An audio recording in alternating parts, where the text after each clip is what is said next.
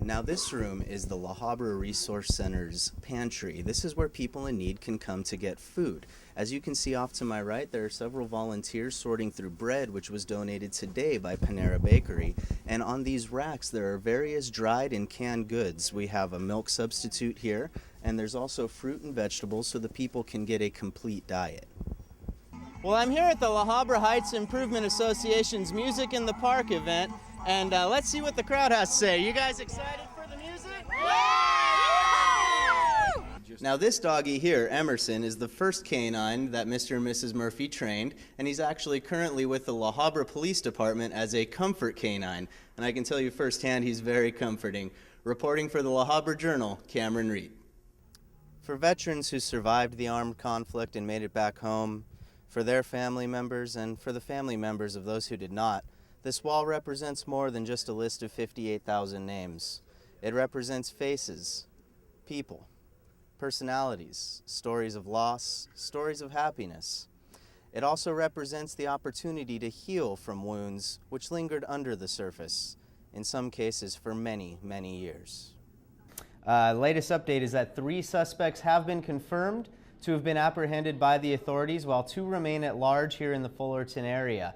As a result of the 2 remaining at large, the police reportedly have also locked down Troy High School, which is in the neighborhood here near Cal State Fullerton. And the Fullerton police have also barricaded the off-ramp of the 57 freeway at Nutwood Avenue. Now, our reporter in the field, Patrick Garrity, has been filing reports with me via text message since all of this began to unfold. He has a very unique vantage point. He's currently located at the east side parking structure, which is directly across from Mahalo Hall and has a very unique bird's eye view of the action. What he's telling me right now is that more SWAT team members are entering the building at Mahalo Hall, reportedly to evacuate any students that may still be in there. And another armored SWAT van has just pulled up, but apparently the officers inside of this van did not seem as armed as other ones, so they are potentially there in a different capacity than the more armored troops. Now, in the studio with us right now, we also have Yvonne Lynott. She's been following this story very closely, and well, what have you been seeing? The La Habra Community Resources Care Center has been providing emergency services and resources to those in need for 27 years. Staffed entirely by unpaid community volunteers and the director, Ray Sanchez, the center is a place where La Habra's needy can receive employment assistance, help with prescription costs, free food, and clothing. And also sometimes we're able to help with emergency shelter in a motel for people that are homeless, families that have been evicted from their homes, etc. Sanchez is the only paid employee working part-time after retiring from aeronautics. He said he takes great pleasure from doing something more helpful to society rather than traveling and playing golf. The job is really fulfilling because you could actually see that you're helping people in need. You could actually see it because it's in real time. Oh, it feels, it's a great feeling. It's a great feeling. Now this room is the La Habra Resource Center's pantry. This is where people in need can come to get food. As you can see off to my right, there are several volunteers sorting through bread, which was donated today by Panera Bakery. And on these racks, there are various dried and canned goods. We have a milk substitute here, and there's also fruit and vegetables so the people can get a complete diet. The Resource Center does receive some federal funding, but receives most of its money in goods from La Habra churches. I had a chance to sit down with Scott Miller, the business manager at Our Lady of Guadalupe Church, which donates between $20,000 and $40,000 per year to the Resource Center. We actually have a monthly envelope for our parishioners that are for community outreach to help those in need, our brothers and sisters in need in La Habra. Now, the Community Resource Center is located here at the end of South Hillcrest Avenue, and anybody who wishes to donate or anybody who is in need is encouraged to just come on down. The center opens at 1 p.m. 7 days a week. Reporting from La Habra, Cameron Reed.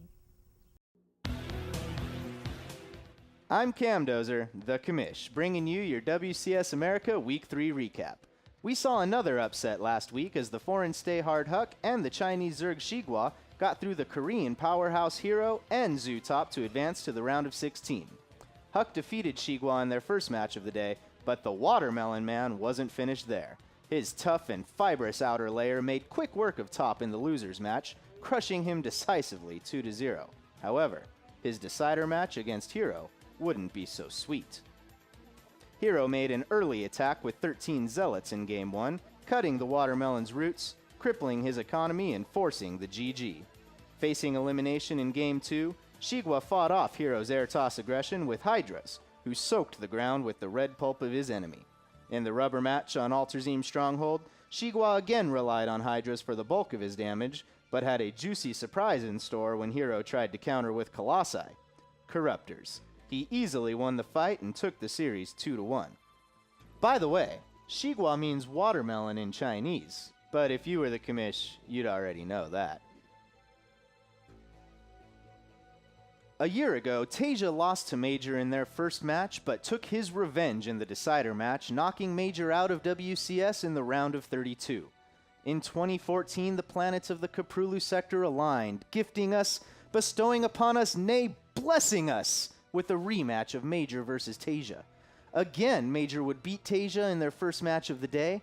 Again, he would lose in the winner's match, dropping to the decider match, where again he would face off with Tasia. Major was given his chance to rewrite history. Game 1 on Yonsu saw Major going for a fast attack with 6 Marines, 3 Hellions, and a medevac.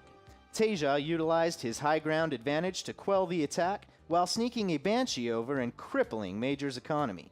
This heroic Banshee would finish the game with 11 SCV and 3 Marine kills. What choice was there for Major? Game 1 was clearly over. In Game 2, both players were confident, playing a macro game on Habitation Station, each secure in the belief they were better than their opponent. The early and mid-game phases were very back and forth, with minor skirmishes developing along the way. The key moment came when Tasia denied Major's gold expansion with a bio hit squad.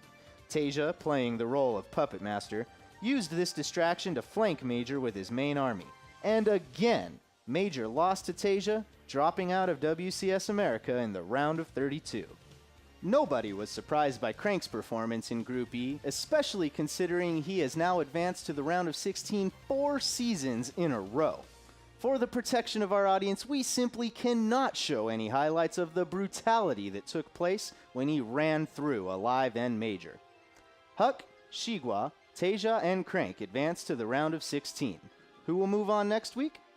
Follow at NASL TV, at StarCraft, and go to StarCraft2.com. So says the commish.